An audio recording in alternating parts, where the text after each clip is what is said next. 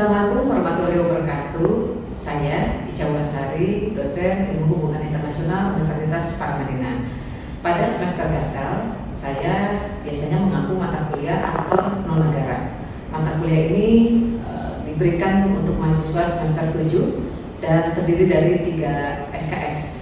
Mata kuliah ini sesungguhnya merupakan mata kuliah lanjutan apabila mahasiswa telah mengambil mata kuliah organisasi internasional. Adapun mata kuliah ini sebenarnya memberikan kapasitas dan juga kemampuan bagi mahasiswa untuk memahami bagaimana aktor non negara berinteraksi, berelasi dalam menghadapi negara dan dalam konteks struktur internasional. Maka dalam materi kali ini, aktor non negara yang akan dihadirkan adalah mengenai transnational relation atau bagaimana hubungan transnasional yang menjadi penciri dari mata kuliah aktor non negara. Studi aktor non negara pada dasarnya berkembang setelah masa pasca Perang Dingin dan bagaimana proses globalisasi berjalan. Kemudian ada konteks yang bernama aktor-aktor transnasional, di mana aktor transnasional ini aktor yang kemudian memiliki ruang yang cukup spesifik bagi ilmu hubungan internasional, di mana aktor non negara ini memiliki power, memiliki pengaruhnya dalam politik global. Dan dalam sebuah referensi yang ditulis oleh Robert Keohane dengan Joseph Nye yang berjudul Power and Interdependence menunjukkan bahwa bagaimana sebenarnya kedua tokoh ini memiliki kritisi bahwa dalam hubungan internasional tidak perlu bicara tentang satu aktor saja yaitu aktor negara, tetapi bagaimana perlu memunculkan aktor non negara agar kemudian dinamika global dapat menjadi lebih dinamis dan kemudian ada pola-pola dan interaksi dan juga relasi yang menjadi penting untuk diamati dan dipahami bagi para penstudi ilmu hubungan internasional. Sehingga kemudian apabila didefinisikan bagaimana transnational actors adalah bagaimana transnasional ini sebuah gambaran interaksi yang reguler dengan melintasi batas-batas nasional yang kemudian intinya terdiri minimal lebih dari satu aktor non negara, sehingga kemudian disinilah hubungan transnasional menunjukkan bahwa ada fenomena-fenomena yang menjadi penting, sebuah fenomena kontemporer yang kemudian aktornya juga muncul gitu ya, aktornya yang menunjukkan sebuah sebuah dinamika yang relevan untuk diamati. Nah kemudian dimensi aktor transnasional ini terdiri dari dua pembahasan. Ada struktur internasional atau struktur internal yang kemudian disebut perusahaan multinasional. Konteks perusahaan multinasional muncul dalam proses globalisasi ekonomi ditandai dengan adanya kepentingan ekonomi politik yang berjalin berkelindan yang menyebabkan aktor perusahaan multinasional atau multinational corporation memiliki sebuah power ketika berelasi dengan negara. Kemudian aktor dalam pembahasan yang berikutnya adalah ada motivasi dari berbagai aktor transnasional. Dalam konteks motivasi artinya ada beberapa hal-hal yang kemudian seringkali tidak tersampaikan oleh aktor-aktor negara karena ada beberapa isu-isu yang menjadi isu global kontemporer yang kemudian perlu menjadi amatan bagi para pembuat kebijakan konteks global dan juga perlu menjadi amatan bagi negara dan juga masyarakat global. Kemudian kehadiran aktor transnasional ini membawa 3 hal, ada power, ada identity, ada interest. Bagaimana kemudian power, identity, interest ini kemudian mempengaruhi politik domestik dan juga bisa mempengaruhi konteks politik global gitu ya, yang kemudian dianggap oleh Keohane dan Nye bahwa aktor non negara ini dalam arena hubungan transnasionalnya memiliki sebuah power dan juga pengaruh untuk kemudian dapat mempengaruhi perilaku, tindakan negara sebagai pengambil kebijakan, bagaimana kemudian negara berinteraksi dengan negara lainnya untuk sebuah isu atau beberapa isu lainnya yang kemudian seringkali luput disampaikan oleh negara, sehingga kemudian disitulah munculnya aktor non negara. Nah kemudian ada 3 fase kemunculan aktor non-negara dalam aktor transnasional. Bagaimana dalam konteks pertama dalam tulisannya Robert Kiyosaki dengan Joseph Nye menunjukkan bahwa tokoh ini kan mengkritisi bahwa bagaimana studi hubungan internasional terlalu state-centric gitu ya, terlalu berfokus kepada negara, bagaimana negara dalam pencapaian kepentingan nasionalnya, kemudian negara menggunakan logikanya untuk bertahan, dan seringkali kemudian negara ketika mempertahankan kepentingan nasionalnya, negara melakukan tindakan-tindakan yang dianggap bisa melemahkan kedaulatannya gitu. Kemudian bagaimana negara juga kemudian menganggap bahwa tindakan tersebut rasional ketika berhadapan dengan struktur yang anarkis gitu. Nah sementara di satu sisi negara tidak lagi menjadi amatan tunggal dalam konteks hari ini, konteks globalisasi. Yang kedua, bagaimana fase kemunculan studi aktor non-negara didorong oleh kajian ekonomi politik internasional yang lebih banyak didorong oleh aktor-aktor perusahaan multinasional. Bagaimana perusahaan multinasional memiliki power dan dapat mengakumulasi powernya, sehingga kemudian aktor ini bisa memiliki kekuatan yang berimbang ketika berhadapan dengan negara. Disitulah kemudian kemunculan studi aktor non-negara yang cukup relevan pada masa fase kedua. Nah fase ketiga, bagaimana paradigma konstruktivis muncul dengan konteks power of ideas. Jadi artinya bagaimana ketika paradigma realis yang berfokus pada negara, berfokus pada power untuk pencapaian kepentingan nasional, tetapi pada fase ketiga power ini ditujukan untuk mendorong transformasi yang kemudian menunjukkan bahwa ada gagasan-gagasan yang kemudian perlu untuk didengarkan, perlu untuk kemudian dipahami, dan perlu ada tindakan-tindakan nyata untuk mengakomodir gagasan-gagasan tersebut. Sehingga kemudian di fase ketiga ini, bagaimana konteks power of ideas yang mendorong norma mengenai power dan interest dari aktor non-negara, hal ini menjadi sentral yang kemudian memperluas cakupan studi aktor non-negara dengan konteks transnasionalismenya atau hubungan transnasionalnya. Nah kemudian transnasional aktivis, jadi bagaimana transnasional aktivisme juga masuk dalam studi hubungan internasional ketika aktor-aktor non-negara ini dia memainkan perannya yang cukup signifikan baik dalam konteks regional maupun konteks global. Dalam hal ini, aktivisme transnasional terdiri dari 4 kategori. Pertama, pembauran norma atau norm diffusion. Disebutkan bahwa norma-norma ini bermunculan ketika misalnya ada konteks-konteks yang belum tersentuh gitu yang dipandang oleh aktor non-negara. Misalnya bagaimana norma mengenai penolakan terhadap perbudakan misalnya, atau norma penolakan terhadap genosida misalnya, yang dimunculkan oleh para aktor non-negara ini tujuannya adalah untuk mendorong isu-isu ini menjadi penting bagi para pembuat kebijakan, dan satu lagi bagaimana agar isu-isu ini mendapatkan konteks keadilan dan mendorong solidaritas gitu ya. Yang kemudian dalam gerakannya aktivisme transnasional melakukan penyebarluasan gagasan-gagasan melalui tindakannya pembauran norma. Yang konteks kedua adalah the boomerang pattern.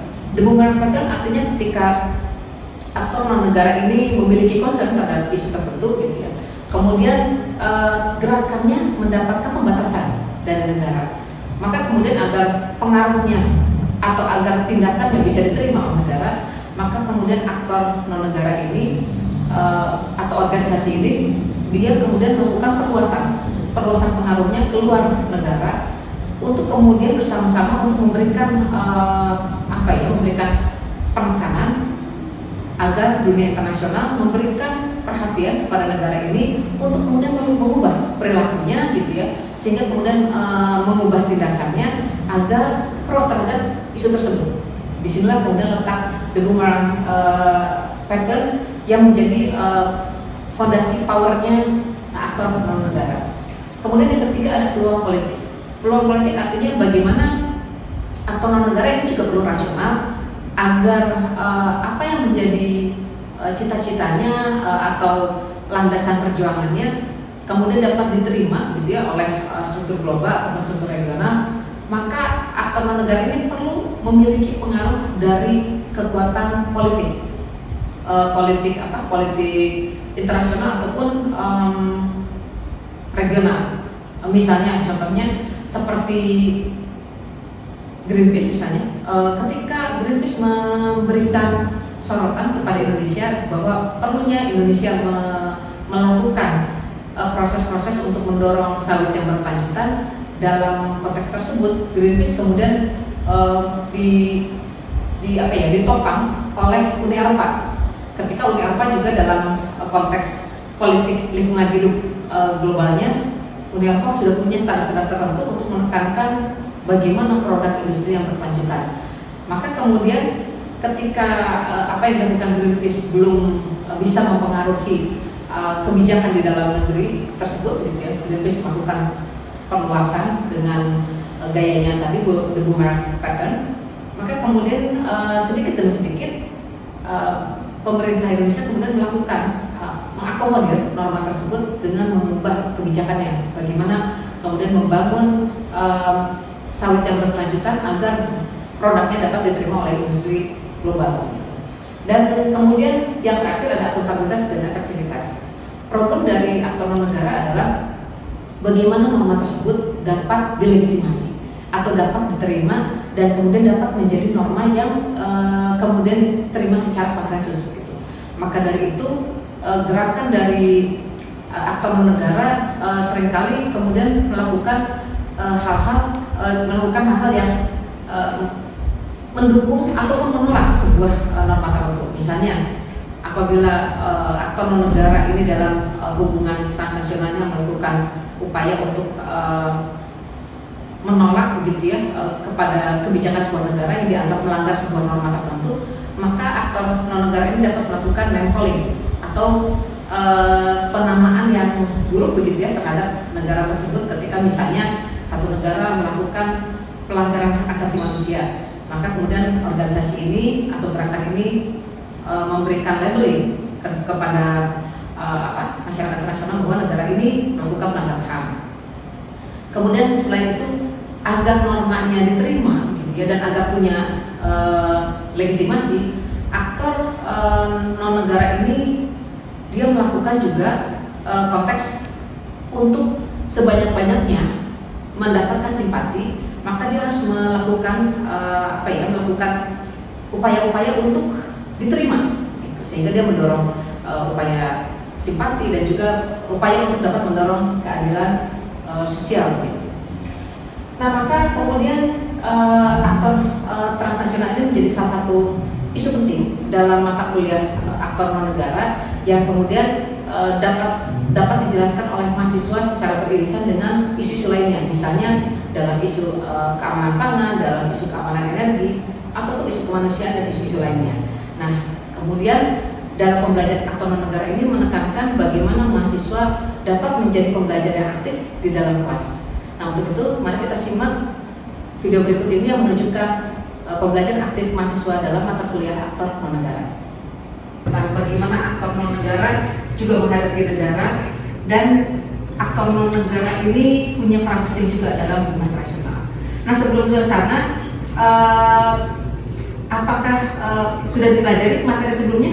Sudah. Oke, jadi kita masuk ke materi ini ya, tentang aktivisme pangan. Jadi yang relevan dengan kehidupan kita sehari-hari. Nah, jadi teman-teman, karena kita tentang aktivisme pangan, ini isunya sangat berhubungan erat dengan kehidupan kita sehari-hari, kehidupan umat manusia gitu ya, pada bicara tentang pangan. Maka sebenarnya tujuan pembelajaran untuk hari ini, untuk mata kuliah aktor non negara dalam kajian aktivisme pangan, mendorong untuk teman-teman memiliki kepekaan sosial, kemudian mampu mengkomunikasikan isu-isu ini kepada ranah publik gitu. Karena bagaimanapun juga hak asasi manusia juga salah satunya ditentukan oleh hak atas pangan. Jadi bagaimana konteks kita kehidupan bermasyarakat berbangsa hari ini ditentukan dengan pangan kita dari mana. Pertanyaan saya pertama, apakah yang kalian makan kesehariannya produk pangan dalam negeri? Tidak. Contohnya apa ya, Bos? Apa apa lagi? Kedelai. Bayangkan kita mau ngomongin makanan khas Indonesia, pepes saja ternyata impor ya, kedelainya impor. Beras impor sebagian besar, dan ini sebenarnya problem kita ketika berhadapan dengan konteks kedaulatan pangan dengan keamanan pangan. Nah, tapi hari ini kita membahas tentang isu global yang sebenarnya perlu kita bahas, dan mudah-mudahan teman-teman punya kemampuan untuk mengartikulasikan gagasan-gagasannya sebagai konteks Indonesia di negara yang masuk dalam bagian global startup. Pertanyaan pertama, kalau biasanya di perkuliahan ada pertanyaan, kalau di film kan ada apa dengan cinta ya. Tapi kita nggak ngomongin tentang ada apa dengan cinta, tapi ada apa dengan pangan. Coba teman-teman, kalau melihat dua artikel ini, ada yang bisa kasih gambaran kira-kira ada apa sih dengan konteks pangan Indonesia hari ini berhadapan dengan globalisasi? Barangkali ada yang bisa menyampaikan gagasannya. Krisis kejahteraan petani, ada yang menambahkan? Yang pertama, ya apa kali? Keuntungan timpang. Keuntungan timpang. Kita batasi 3 dulu ya. Pertama krisis, jelas krisis. Karena bagaimanapun, bagaimana Indonesia negara dalam impor pangan. Yang pertama, bicara tentang kesejahteraan petani, aktor utama dari pelaku pertanian, pelaku penghasil pangannya belum dimuliakan ya, atau belum sejahtera gitu ya. Nah ini yang kemudian menjadi problem dari dari hubungan internasional saat ini. Jadi kalau yang ada di bayangan bahwa hubungan internasional bicara tentang diplomasi ya, tapi ada beberapa hal yang kemudian bisa kita kategorikan hubungan internasional menggunakan metode yang bernama everyday life, atau metode yang menunjukkan bagaimana keseharian kita itu masuk dalam ranah penelitian dari hubungan internasional. Jadi ketika kita mempertanyakan ada apa dengan pangan kita, dua hal yang harus diingat. Pertama, konteks globalisasi akan sangat relate dengan yang namanya isu global kontemporer. Barangkali di kelompok satu ada yang menambahkan? Saya boleh. Silakan Yasmin. Jadi kalau menurut saya kenapa banyak pangan produk impor masuk ke Indonesia? Kalau yang saya lihat sendiri, produk impor itu menarik karena harganya lebih murah masuk ke Indonesia. Jadi konsumen Indonesia lebih tertarik untuk membeli yang pastinya harganya lebih murah kayak gitu. Terus juga karena keterbatasan produk lokal yang mungkin istilahnya produk impor itu lebih berkualitas tapi lebih murah. Tapi di produk lokal tuh belum memenuhi itu, tapi harganya bisa lebih mahal kayak gitu. Jadinya lebih menarik untuk impor itu dilihat kayak gitu. Baik, terima kasih Yasmin. Menarik. Mau ditambahkan? Tapi sedikit aja. Dan juga dari salah satu alasannya kenapa, karena kita melihat juga bahwa kualitas beras di Indonesia itu benar-benar kurang sekali. Jadi banyak sekali perusahaan-perusahaan Indonesia itu yang melihat bahwa kualitas beras di luar negeri itu jauh lebih baik dan juga lebih murah, sehingga itu menjadi salah satu jalan bagi mereka untuk melakukan impor beras seperti itu. Baik, berarti ada masalah standar, ada masalah market ya, keinginan pasar harus dipenuhi. Menarik. Tapi pertanyaan berikutnya, kalian di rumah ada nggak yang masih nyimpen bahan makanan itu berupa singkong, ubi, masih ada nggak? Masih ada ya? Oh, kirain tuh isinya makanan cepat saji yang di frozen food itu. Nggak juga lagi ya, tapi masih oke. Itu masuk dalam kategori konteks kedaulatan pangan kalau kita masih menyimpan pangan-pangan berupa kayak singkong atau ubi. Aktor non negara yang bergerak di bidang pertanian, dan organisasi ini dimotori oleh petani-petani skala kecil di seluruh dunia. Dan Indonesia masuk dalam keanggotaan Lavia Campesina, di mana dimotori oleh yang namanya Serikat Petani Indonesia atau SPI. Lavia Campesina menyuarakan bagaimana petani skala kecil ini punya peran penting dalam ketersediaan pangan secara global. Jadi kalau sekarang kita diperdengarkan isu-isu pangan itu konteks Indonesia hari ini ada apa? Food estate misalnya. Pernah dengar ya food estate? Apa itu food estate? Yang ada di bayangan kalian? Siapa yang menghasilkan pangan dari food estate tersebut? Petani skala kecil bukan? Jadi kamu bukan siapa? Swasta. Berarti ada aktor lain ya selain petani. Nah ingat, kita bicara aktor non negara. Aktor non negara itu sangat beragam. Ada aktor yang punya kapital besar, namanya aktor swasta atau perusahaan multinasional atau perusahaan transnasional yang dia menggerakkan sebuah struktur baru untuk membentuk pasar.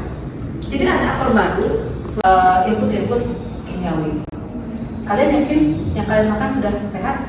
Itu ya, kita kan belum bisa pastikan. Kalau bahasa Islam itu ada halalan, tapi tidak cukup harus halalan. Nah, cuman kan kita nggak pernah tahu pangan kita tuh seberapa sehatkah gitu ya, karena ada istilah food miles atau pangan yang memenuhi jarak beratus atau beribu-ribu kilometer untuk kemudian kita konsumsi. Nah, itu juga pangan yang punya masalah gitu ya. Yang terakhir sektor lokal. Sektor lokal hanya dimiliki oleh kelompok petani peladang, terutama masyarakat adat. Nah, teman-teman, finding what you feel the most passionate about, and I don't care what it is, it doesn't have to be a thing I care about, but it is an issue that stirs your passion, and by working on it, you can contribute to the greater good, including for those who you do not necessarily like politically around. Apalagi sebelum tahun 93 itu kita melakukan sosial pendapatan gitu kan. Kemudian setelah tahun 93 ini Indonesia mulai melakukan impor pangan gitu, impor beras terutama. Dan dari tahun 93 ini sudah mulai menunjukkan bahwa Indonesia ini dalam produksi beras itu cukup kurang. problem kita adalah akses. Kemudian yang kedua, kita juga masih bermasalah dengan bagaimana konteks kesejahteraan gitu. Dan konteks kesejahteraan petani kita tuh nggak bisa berdiri sendiri, karena itu akan terhubung dengan struktur global. Nah, tentang struktur global nanti kita akan bahas di pertemuan ke-7 ya, bahwa di pertemuan tersebut kita akan bahas bagaimana struktur tersebut kemudian diperhadapkan dengan aktor non-negara, bagaimana aktor non-negara dalam ruang transnasionalnya dia bisa menggunakan istilah the boomerang pattern. Kesejahteraan petani ini bukan hanya soal pendapatan yang layak, tetapi hak atas tanah, akses terhadap pasar, kebebasan menentukan metode bertani dan penghargaan terhadap pengetahuan lokal mereka. Dalam konteks La Via Campesina tadi, kesejahteraan petani erat kaitannya dengan kedaulatan pangan, yaitu yang pertama penguatan posisi petani lokal. Dalam hal ini petani diberikan kedaulatan untuk mengelola lahannya sendiri tanpa ada intervensi besar dari korporasi atau negara. Dan ini artinya mereka dalam hal ini petani punya kontrol atau atas benih mereka dalam teknik bertani dan hasil produksinya. Kemudian yang kedua, harga jual yang adil. Agar petani sejahtera, petani ini harus mendapatkan harga yang adil atas panen mereka, yang ini bisa dicapai dengan melalui sistem distribusi. Oke, terima kasih teman-teman diskusinya. Jadi menarik ya, karena memang perkuliahan hari ini sebenarnya center of learning-nya adalah kalian mahasiswa. Itu bukan memiliki aktivis mata, tapi siapapun yang punya kepedulian terhadap isu-isu yang tadi dinamakan krisis gitu ya oleh Afif, bahwa ada satu kata krisis, kita bergerak bersama. Nah, jadi teman-teman, karena hari ini perkuliahan menurut saya menarik ya, tadi teman-teman sudah berpartisipasi aktif. Minggu depan tugasnya adalah teman-teman merancang campaign atau gambaran gitu ya tentang isu global yang kemudian nanti dimasukkan ke dalam media sosial. Tapi yang terpenting sih ini ya, just be you and be your researcher. Terima kasih, selamat siang, wassalamualaikum warahmatullahi wabarakatuh.